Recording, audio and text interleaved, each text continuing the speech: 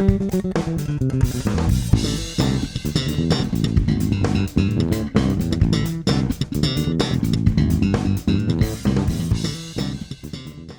here with Josh Lozada, New York bass artist. Yes, sir. Took a minute out of his busy schedule to sit down with us to talk about his new bass. Bass is Yes. RS5. So, what do you got? This here is the RS5 ash body, maple neck, maple fretboard, 70 spacing pickups with the Aguilar 70s wound pickups and the OBP3 preamp in it. All right, this is the bass you're at, your main bass. This is my main axe. You're touring with. Yeah, this is it. All right, why don't you walk us through a little bit some of the tones that this bass offers you live and in the studio? Let's do it. It may look a little complicated. I get a lot of the what are the space controls happening on here, but this is a standard jazz bass, so volume tone control, Right. active passive switch, and then we can engage the preamp, which is bass mid treble, a 400 and 800 on the mid control. Okay. All right, and the way that I use it most of the time, especially recording wise. Whenever I'm recording, it's usually full on volume, tone control, and I get some great tones, very familiar to everybody.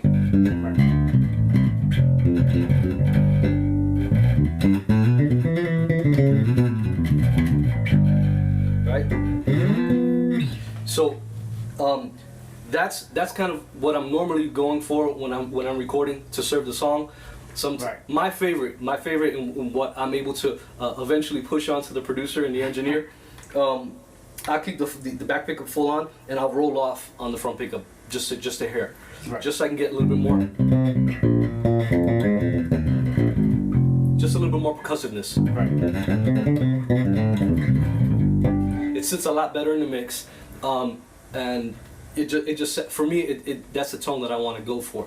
So I understand the producer has this thing, and he wants to hear a certain tone, and I'll give that to him, and sometimes I'll even sneak it, and when he's not looking, I'll turn it, and I'll do the take again, and it's like that's it right there, and I got the tone that I want. It just sits so much better in the mix. Right. For me, I just love a standard jazz bass tone, and this I'm able to replicate it here. So there's times where I'll roll off the tone control as well, just to take some of the bite off of the top end, and it smooths it. It smooths it down a little bit. And Right. a little caveat: the B string on New York bass, all of New York Bassworks basses are absolutely amazing. By far my favorite. Just everything about it. It sustains well. It's clear. It's not muddy. Whatever the secret to the sauce is, I don't know. I don't care to ask. I know when I play it, it works. Right. It works. So that's kind of where I'm at. Normally when I'm recording, now when I play live, they do want a little bit more.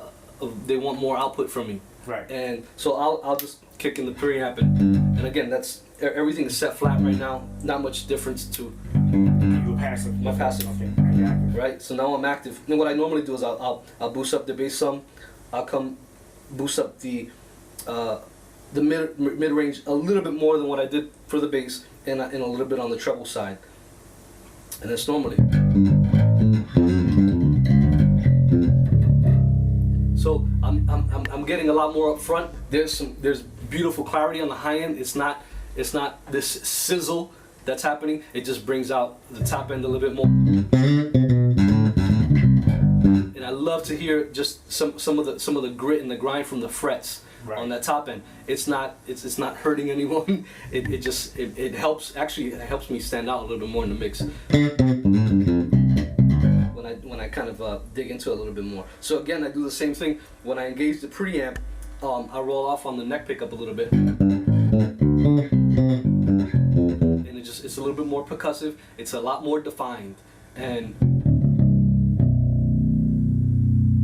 it sings beautifully. There's an evenness to this bass that it really is unmatched to a lot of the things that are out there right now.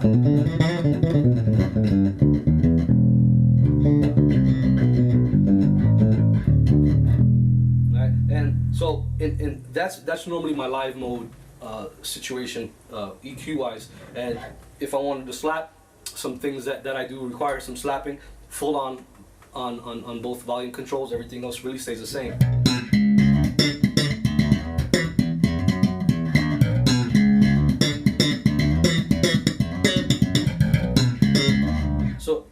really getting That's it, nice. and I can go from.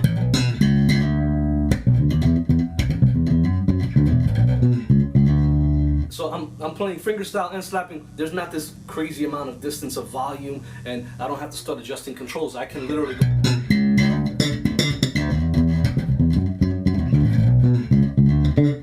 Right? And dude, you don't get that. I don't know what the sauce is. I don't know what the secret is, but you don't get that from a lot of basses. You have to make somewhere, there has to be an adjustment somewhere when you're going from slap to fingerstyle. Right. I have it all right here. Well, I think that secret sauce is the fact that the Dave Siegel, the owner and builder, founder of the company, is a professional bass player himself. Mm. You know, you can't say enough about having that in your building. Absolutely. You know, Yeah, as a player. I agree. He's I'll say it all the time. He's not a furniture maker that decided to go into instruments.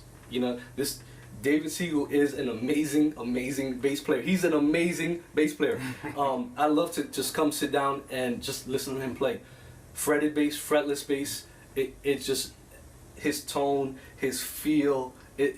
There's something about getting something made by somebody who knows exactly what you want to hear at the end of the rainbow. That's right. You know what I mean? And when he plays, he plays with a passion, and that passion goes right into the instruments. Oh yeah, I'll bring him instruments. Even my introduction to David Siegel was actually by you, Bees, and it's funny because when I mentioned this bass was hanging on a wall in one of your shops, Right. and I was like, man, the thing is gorgeous, but it was too much of a player for me. I wasn't even really playing bass that seriously back then. Yeah, I absolutely love the instrument, but I wasn't doing it on a professional level. Right. And it was my introduction to David Siegel was to bring the bass that I did have, to get it set up and have him build a ramp for me. Right. And that introduction changed my life. Right. Pretty much literally. It became a love for the person, David Siegel, and a love for his work, and everything in between. His family, we'd sit down and have meals together. The man taught me how to make a marinara sauce. It's a whole experience. But I absolutely love the man, and then obviously the love for him and the love that he shares with his building and his instruments is unparalleled. If there's something not right, there's something not right. Right. And he doesn't want you to take that instrument until it is absolutely right. And as a player himself, like you said, as a professional player himself, he knows exactly what it needs. Right. And he knows exactly what it needs to sound like and how it needs to feel before he gives it to you and says, take it, it's ready for you. And he will not rest. He will not rest until it's absolutely perfect. That's absolutely right. That's the same experience I have with the man, the myth, the legend. Yes. Who is Dave Siegel. Yes, sir.